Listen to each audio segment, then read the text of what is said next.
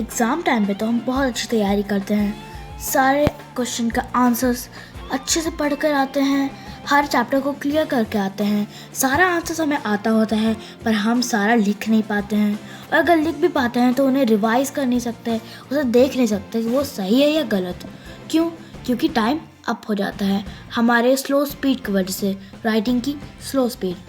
तो इस वीडियो में आपको बताने वाली हूँ कि कैसे हम लोग अच्छी हैंड राइटिंग में फास्ट एग्जाम्स में लिख सकते हैं। So welcome back to my channel dashing learners. Don't forget to subscribe my channel before the video starts. Go and like my video.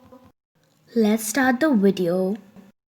तो जब हम लोग एग्ज़ाम्स लिखते हैं तो सबसे पहली बात हम लोग को 3 चीज़ अपने माइंड में रखना चाहिए।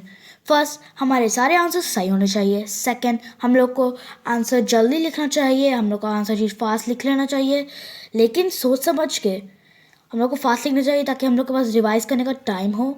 और हम लोग की हैंड राइटिंग भी अच्छी होनी चाहिए, राइटिंग क्वालिटी अच्छी होनी चाहिए। अगर आप क्लियर ही नहीं लिखेंगे तो टीचर्स उसके लिए भी मार्क्स काट सकती हैं। तो अगर आप फास्ट लिखिएगा तो आपकी हैंड राइटिंग भी गिरेगी। अगर आप हैंड राइटिंग अच्छा करने की कोशिश करेंगे तो आपकी स्पीड स्लो होगी राइटिंग की। तो मैं बताती हूँ कि दोनों को बैलेंस कैसे करें। सबसे पहली चीज़ तो ये है पेन। आप सोच रहे होंगे कि ये पेन के बारे में बताना क्या ज़रूरी है, हम लोग को तो सिर्फ लिखना है, पेन के बारे में क्या बता रहे हो। पर अगर पेन ही नहीं होगी तो आप लिखेगा किससे, right? Pen is the most important. तो आपको पेन भी देख कर लेना चाहिए। मेरा मतलब ये है कि आपकी पेन लाइट होनी चाहिए, लाइट वेट की, बहुत हैवी नहीं, ताकि हम लोग की स्पीड एवरेज रहे, सही रहे और हम लोग जल्दी लिख पाएँ। एंड कुछ स्कूल्स में ऐसा भी होता है कि हम लोग को इंक पेन लाना है या जेल पेन या बॉल पेन, ये हम लोग का रूल होता है कि हम लोग इसी पेन से लिखें, उस पेन से नहीं लिखें।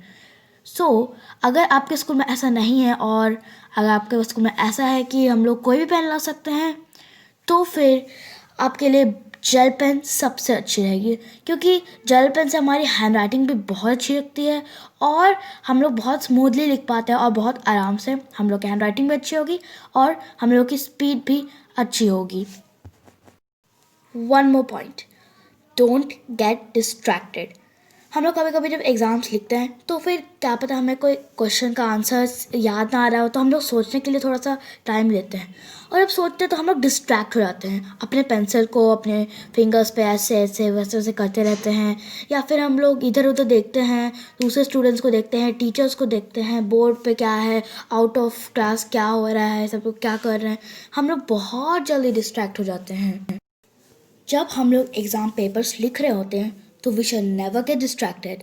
हम लोग को पूरा फोकस हमारा आंसर शीट में होनी चाहिए और क्वेश्चन पेपर में हम लोग को देखना चाहिए क्वेश्चन, फिर समझना चाहिए, फिर लिखना चाहिए। हम लोग को डिस्ट्रैक्ट नहीं होना। अगर आप समझ में तो याद कर रहे हैं कि क्या है आंसर, तो फिर अपने पेन को ज़रा साइड रख दीजिए ताकि आप लोग अपनी उंगली पर उसको डांस ना करवा दें। एंड हैंड राइटिंग की बात है यहीं पर, तो फिर आपको जब भी आंसर्स आप देखेंगे, क्वेश्चन देखेंगे आप, तो फिर उसका आंसर कुछ भी मत लिख दीजिएगा। सबसे पहले आप क्वेश्चन समझिए, उसके बाद ही उसका आंसर लिखिए।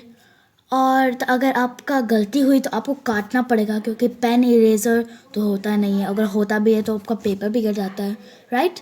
तो आपको सोच समझ के लेना चाहिए ताकि कट ज़्यादा हो ना, रॉन्ग ज़्यादा हो ना। तो आज के लिए बस इतना ही गाइस। अपने फ्रेंड्स और फैमिली के साथ मेरा वीडियो शेयर करिएगा, मेरे चैनल को सब्सक्राइब कर दीजिएगा और इस वीडियो को लाइक करना मत भूलिएगा।